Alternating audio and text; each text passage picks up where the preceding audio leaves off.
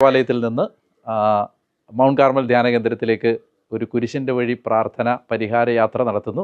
നിങ്ങളെ നേരത്തെ അറിയിച്ചിരുന്നതാണ്. നിങ്ങൾ ആരെങ്കിലും മറന്നുപോയെങ്കിൽ നാളെ നിങ്ങൾ മറക്കരുത്. നാളെ ഏപ്രിൽ 11 വൈകിട്ട് 5 മണിക്ക് നമുക്ക് കുരിശിൻ്റെ വഴി പ്രാർത്ഥനയിൽ പങ്കുചേർന്ന് തിരുസഭയ്ക്ക് വേണ്ടി പ്രാർത്ഥിക്കാം. അതോടൊപ്പം തന്നെ ദൈവ ശുശ്രൂഷയിൽ ഏർപ്പെട്ടിരിക്കുന്ന ആളുകളോട് പ്രത്യേകമായിട്ടൊരു കാര്യം അറിയിക്കാനുള്ളത്, അട്ടപ്പാടി സെഹിയോൻ ധ്യാന കേന്ദ്രത്തിൽ വെച്ച് ദൈവ ശുശ്രൂഷയിൽ ഏർപ്പെട്ടിരിക്കുന്ന ആളുകൾക്ക് വേണ്ടി നമ്മൾ ഒരു ശുശ്രൂഷകരുടെ ധ്യാനം നടത്തുന്നുണ്ട്. കേരളത്തിലെ വളരെ അഭിഷിക്തരായ ശുശ്രൂഷകർ എല്ലാവരും അതിൽ പങ്കെടുക്കും. നമ്മൾ ആ ശുശ്രൂഷയ്ക്ക് നേതൃത്വം നൽകും.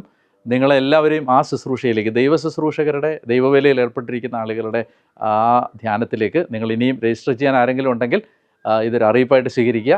ഈസ്റ്ററിൻ്റെ അന്ന് വൈകുന്നേരമാണ് തുടങ്ങുന്നത്. ഞായറാഴ്ച തുടങ്ങി ബുധനാഴ്ച വ്യാഴാഴ്ച കൊണ്ട് അവസാനിക്കുന്ന രീതിയിലാണ് ധ്യാനം. നിങ്ങൾ